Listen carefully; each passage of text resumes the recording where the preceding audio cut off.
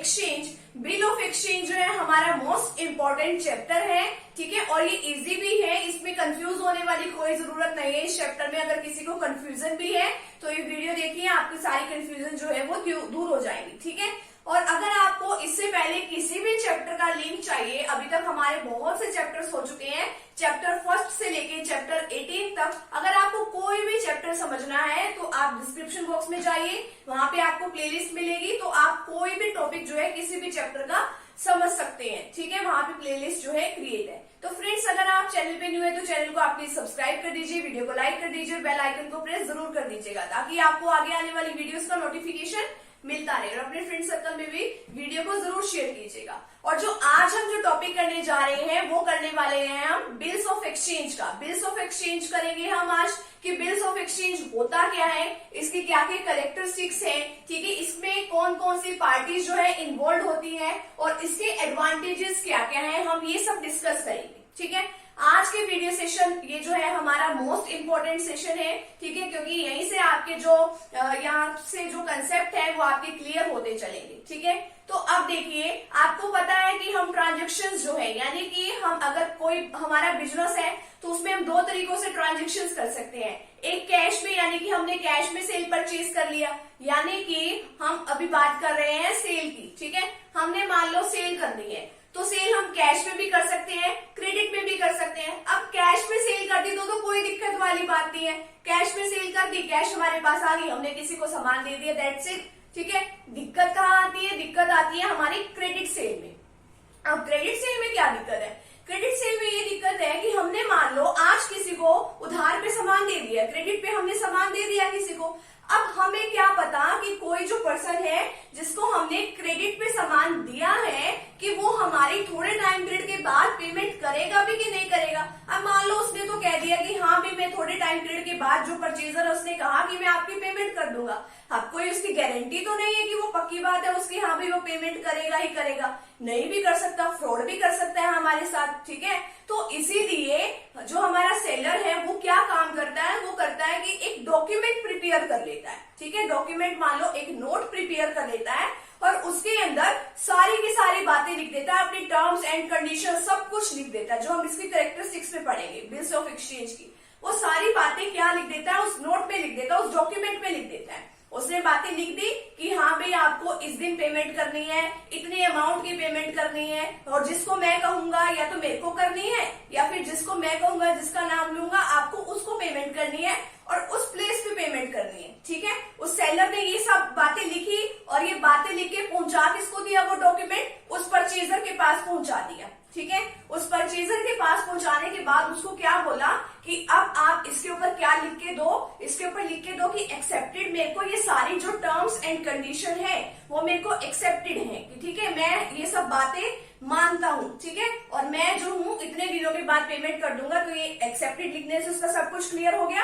और उसके ऊपर वो क्या कर देता है, जो हमारा परचेजर है जिसने सामान खरीदा, वो अपने सिग्नेचर कर देता है, ठीक है। तो जब उसने सिग्नेचर कर दी तो ये हमारी जो सारी प्रोसेस है, वो डॉक्यूमेंट है, वो क्या कहलाता है, वो कहलाता है हमारा बिल्स ऑफ एक्सचेंज, ठीक है। अब आप यहाँ से भी समझ सकते हैं हमारी जो ट्रांजेक्शन्स होती हैं वो कैश में भी हो सकती है और क्रेडिट में भी हो सकती है। कैश में ट्रांजेक्शन हो कोई दिक्कत नहीं है, अगर क्रेडिट में ट्रांजेक्शन्स हो तो सेलर एक डॉक्यूमेंट प्रिपेयर करता है, उसके अंदर सारी टर्म्स एंड कंडीशन लिखी होती है। टर्म्स एंड कंडीशन किससे रिलेटेड, अमाउंट कितनी देनी है आपने, डेट कब देनी है आपने पेमेंट, प्लेस कहाँ पे आप पेमेंट करोगे, और उसके ऊपर अपने साइन करेगा और साइन करके किसको दे देगा, बायर, जिसने सामान खरीदा है, ठीक है। अब वो बायर क्या करेगा, एक्सेप्टेड वर्ड लिखेगा कि मेरे को ये सब बातें एग्री हूं मैं इन बातों से, और अपने सिग्नेचर करेगा। तो उस डॉक्यूमेंट को हम क्या कहते हैं, बिल्स ऑफ एक्सचेंज बोलते हैं, ठीक है। अब देखिए, ये इंडियन नेगोशिएबल इंस्ट्रूमेंट एक्ट 1881 के अकॉर्डिंग ये सब सेटअप है, ठीक है। इंडिया में उसको अलग नेम से भी बोला जाता है, अब तो बहुत सारे नेम से बोला जाता है, पहले कुछ और नेम से बोला जाता था, और जो हमारी दूसरी फॉरेन कंट्रीज है उसमें अलग अलग नेम से बोला जाता था, ठीक है। बट अब तो आजकल बहुत सारे इनके नेम्स जो है रख भी दिए हैं हमने। अब देखिए आगे इसकी आती है characteristics of exchange, bill of exchange. अब ये जो है हमारा बिल ऑफ एक्सचेंज राइटिंग में होना चाहिए, हम सारी लिख के बातें देते हैं, ठीक है। अगर हमने वर्बली यानी कि हमने बोल के या ओरली जो हमने ये सब बातें कर दी तो उसका कोई फायदा नहीं है। लिख के देते हैं तो एज अ एविडेंस वो काम करता है, चाहिए, ऑर्डर टू मेक पेमेंट। ये लिखता कौन है, सेलर लिखता है, तो वो क्या करेगा, ऑर्डर लिखेगा, ठीक है, कि हाँ भी इतने दिनों के बाद मेरे को तुमने पेमेंट करनी है, रिक्वेस्ट नहीं होनी चाहिए। नेक्स्ट है अमाउंट मस्ट बी डेफिनेट, कि इतने अमाउंट मेरे को चाहिए ही चाहिए जितने का मैंने सामान बेचा है आपको, ठीक है।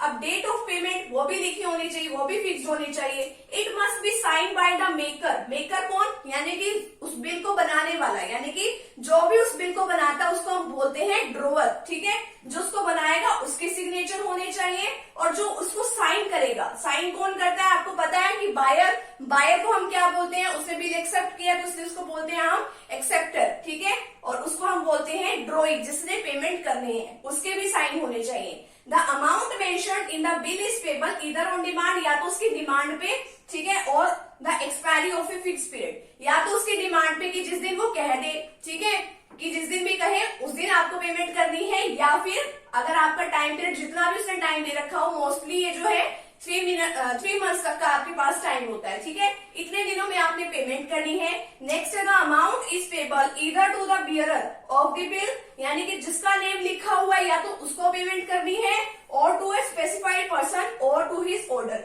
या फिर जिसको वो जो बिल लिखने वाला है, यानी कि जो सेलर है उसको भी पेमेंट मिल सकती है, या फिर अगर वो बोले कि किसी स्पेसिफाइड पर्सन को आपने पेमेंट करनी है तो जो हमारा जो एक्सेप्टर है वो उसको पेमेंट करेगा, ठीक है।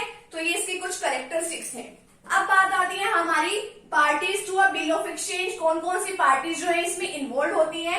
फर्स्ट आता है हमारे पास ड्रॉअर। ड्रॉअर कौन होता है, ड्रॉअर होता है हमारा सेलर, ठीक है, सेलर भी बोल सकते हैं हम इसको, क्रेडिटर भी बोल सकते हैं।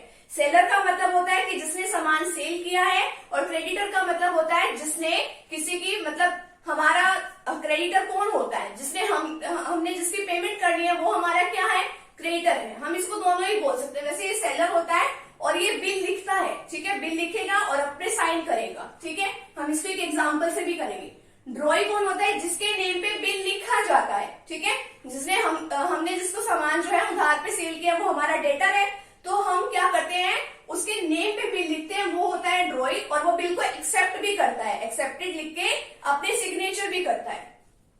नेक्स्ट आता है हमारे पास पे। पे कौन होता है, पे वो होता है जिसको ये सारी अमाउंट जो है मिलने वाली है, ठीक है, जो भी अमाउंट इसके अंदर लिखी होती है ना, तो वो अमाउंट जिसको मिलेगी वो होता है हमारा पे। पे हमारा कोई भी हो सकता है, ड्रॉअर खुद भी हो सकता है, यानी कि सेलर खुद भी हो सकता है, या कोई थर्ड पार्टी भी हो सकती है, यानी कि कोई भी पे हो सकता है। अब देखो हमें मान लो कि जो ड्रॉअर है, जो सेलर है, अगर उसको, यानी कि अभी तक मैच्योरिटी नहीं हुई है उस बिल की, यानी कि अभी हमने परचेजर को टाइम दे रखा है कि आप 2 महीने के बाद पेमेंट करना, और अभी हमें 1 महीना ही हुआ है, और 1 महीने के बाद मान लो सेलर को जरूरत पड़ गई पैसों की, ठीक है, हमारे पास वो बिल तो लिखा हुआ है ना, कि जो एक्सेप्टर ने एक्सेप्ट कर लिया है कि हाँ भाई इतने दिनों के बाद आप हमें, भाई मैं आपको पेमेंट कर दूंगा, एक्सेप्टर ने ये बात एक्सेप्ट कर ली, ठीक है। अब वो बीच में भी नहीं मांग सकता, तो अब वो ड्रॉअर क्या काम करेगा, वो बैंक में जाएगा, और बैंक ये जो है फैसिलिटी प्रोवाइड करता है कि जो बिल है आपका वो हम क्या कर देंगे, डिस्काउंट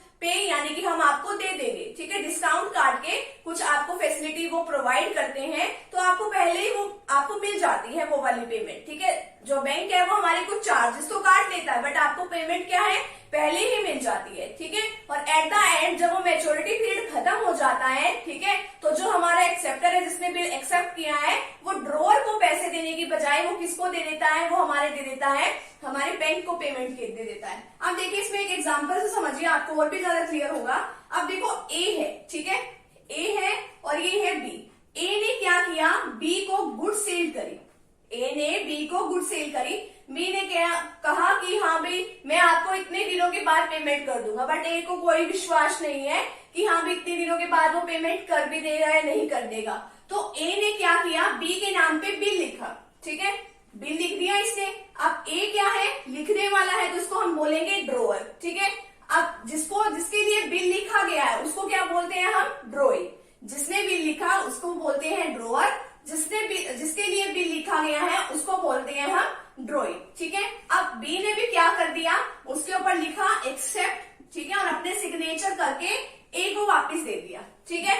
अब ये तो क्या हो गया हमारा, ये बिल ऑफ एक्सचेंज है, ये इतना सा काम हमारा। अब पेयर और पे देखिए, अब देखो मान लो इसने कहा कि मैं आपको 2 महीने के बाद पेमेंट दे दूंगा, वो आपकी बिल ऑफ एक्सचेंज में ये टर्म जो है लिखी हुई है, ठीक है। अब देखो 2 महीने से पहले ए को जो है पैसों की जरूरत आ गई, ठीक है। अब बी क्या काम कर, अब जो ए है वो क्या काम करेगा, वो जाएगा बैंक के पास, ठीक है, बैंक के पास जाएगा और ये बिल वहां पे दे देगा, ठीक है। बैंक जो है वो डिस्काउंट की फैसिलिटी देता है, यानी कि जो बिल है वो अपने पास रख लेगा और जो ए को वो क्या कर देगा, मान लो ये 10,000 रुपीज का बिल था, ठीक है, 10,000 रुपीज का ये बिल था जो ए ने जो है बी को दिया था, ठीक है। सामान जो है बेचा है तो 10,000 का बिल बना, तो बैंक ने क्या काम किया कि 500 तो डिस्काउंट के काट लिए, अपने पास चार्जेस काट लिए और बाकी 9,500 रुपीज किसको दे दिए, ए को दे दिए, ठीक है। तो यानी कि ये फैसिलिटी ये जो है मिल जाती है। अब पे कौन हुआ, अब पैसे किसको मिलेंगे, अब ए को थोड़ी मिलेंगे, बार बार इसी को पैसे मिलते रहेंगे, नहीं, अब ए को नहीं मिलेंगे। अब पैसे कौन देगा, बी को, बी ने तो पैसे देने ही है, मिलेंगे किसको, बी बैंक को मिल जाएंगे, ठीक है, मिल जाएंगे किसको, बैंक को। तो अब इस केस में पे कौन हुआ, बैंक हुआ, ठीक है। अगर मान लो ये बैंक वाला केस अराइज ना होता तो पैसे किसको मिलते, ड्रॉअर को। तो इस केस में ड्रॉअर और पे सेम भी हो सकता है और ड्रॉअर और पे सेम नहीं भी हो सकते, ठीक है। अब एक और टर्म जो है इसके अंदर अप्लाई होती है, मान लो ए ने किसी के पैसे भी देने थे, ये सारी कंडीशन सेम है, ए ने बी को सामान सेल कर दिया, ठीक है, सामान बेचा, इसने क्रेडिट पे बेचा और इसने इसके नाम पे बिल लिखा, ठीक है, और बी ने उसको एक्सेप्ट भी कर लिया। अब मान लो ए ने जो है सी के पैसे देने थे, ए ने सी के पैसे देने थे, तो इसने क्या काम किया, पैसे ना देके, मान लो इसने 10,000 रुपीज ही देने थे, तो इसने क्या काम किया, बिल ऑफ ये एक्सचेंजेस को पकड़ा दिया, ये बिल पकड़ा दिया कि जब भी तेरे को बी पेमेंट करेगा तो उससे रिसीव कर लियो। हम इसको ऑर्डर दे देते हैं कि आपने पेमेंट किसको करनी है, सी को करनी है, तो सी को ये पैसे मिल जाएंगे। तो यानी कि ए ने सी के नाम पे बिल क्या कर दिया, एंडोर्स कर दिया, क्या किया, एंडोर्स कर दिया ये बिल, ठीक है। तो इसको बोलते हैं हम एंडोर्समेंट, ठीक है। तो एक एग्जांपल है कि कौन कौन सी पार्टीज इसके अंदर इन्वॉल्व है। नेक्स्ट आती है इसके कुछ एडवांटेजेस बिल ऑफ एक्सचेंज के। ये क्या काम करता है, helpful in the purchase and sell goods on credit, यानी कि हम इजीली जो है परचेज भी कर सकते हैं, सेल भी कर सकते हैं क्रेडिट पे। किस तरीके से, अब देखो कोई डर वाली बात तो है नहीं, ये बिल वगैरह पक्का काम होता है हमारा, एज अ एविडेंस हम ये प्रूफ लेके चलते हैं कि ये पेमेंट जो है हमें जरूर मिलेगी, तो इसलिए सही है, ठीक है, इजीली हम काम कर सकते हैं। नेक्स्ट है लीगल डॉक्यूमेंट है, कानून की नजरों में भी ये बिल्कुल सही है, ठीक है। अगर मान लो किसी ने पैसे देने में कोई गड़बड़ करी ना, तो क्या करते हैं, कोर्ट जो है उसके ऊपर केस फाइल कर सकता है, ठीक है। तो यानी कि लीगल डॉक्यूमेंट भी है। डिस्काउंटिंग फैसिलिटी, अगर मान लो होल्डर जो है यानी कि जो हमारा ड्रॉअर है, अगर मान लो उसको पैसों की जरूरत आ गई बीच में, तो वो क्या कर सकता है, बैंक के पास जाके उस बिल को डिस्काउंट करा सकता है, यानी कि पहले ही पेमेंट ले सकता है मैच्योरिटी से पहले, ठीक है। नेक्स्ट है एंडोर्समेंट पॉसिबल। एंडोर्समेंट भी मैंने आपको बता दिया कि ए ने मान लो सी के पैसे देने थे, तो उसने पैसे ना देके उसको बिल पकड़ा दिया कि जब भी आप तो वो पेमेंट करेगा ना ड्रॉइंग, तब आप उससे ले लेना, तो ये एंडोर्समेंट पॉसिबल है। Next relief from sending reminders, की बार बार उसको याद दिलाने के बजाय परचेजर को कि हाँ भाई तेरे को मेरे पैसे देने हैं, पैसे देने हैं। इससे बढ़िया बात क्या है कि इसके अंदर डेट मेंशन होती है, उसको खुद ही चिंता होती है कि मेरे को उसके पैसे देने हैं। नेक्स्ट है helpful in planning cash operations. अब उसको पता है कि कितने टाइम पीरियड के बाद जो है हमारी कैश बिजनेस के अंदर आएगी, तो पहले ही प्लानिंग कर लेता है कि जो सेलर है कि हाँ भी मेरे को कैश का इस तरीके से यूज करना है। नेक्स्ट है saving of money in circulation. अब मनी का कोई सर्कुलेशन नहीं होता। अब जो बिल है, अगर मान लो हमने किसी को पेमेंट कर दिया तो हम बिल वो है आगे सर्कुलेट कर सकते हैं, मनी का कोई काम नहीं है, पैसों का कोई लेन देन नहीं होता। नेक्स्ट है convenience for the purchaser. Purchaser के लिए भी बहुत ही सुविधाजनक है ये। किस तरीके से, अब मान लो उसको पैसे तो नहीं देने पड़ते, उसको पता है कि थोड़े टाइम पीरियड के बाद हमें पैसे देने हैं, ठीक है, किसी के, तो इतने टाइम पीरियड तक वो कुछ और जो है कुछ और ट्रांजेक्शन वो कर सकता है, किसी से क्रेडिट पे सामान खरीद सकता है या फिर और भी कोई काम कर सकता है, ठीक है। तो ये सब काम जो है वो कर सकते हैं। ये है इसके एडवांटेजेस। तो आज के वीडियो सेशन में हमने क्या किया, बिल्स ऑफ एक्सचेंज के बारे में सीखा कि बिल ऑफ एक्सचेंज क्या होता है, कौन से एक्ट के अंदर ये आता है, क्या क्या इसकी कैरेक्टरिस्टिक्स है, पार्टीज कौन कौन सी इन्वॉल्व है और इसके एडवांटेजेस क्या क्या है, ठीक है। उम्मीद है मुझे आपको ये टॉपिक अच्छे से समझ में आ गया होगा। तो फ्रेंड्स, अगर आप चैनल पे न्यू है तो चैनल को आप प्लीज सब्सक्राइब कर दीजिए। तो मिलते हैं फ्रेंड्स नेक्स्ट टॉपिक के साथ, नेक्स्ट वीडियो के साथ। Thank you very much.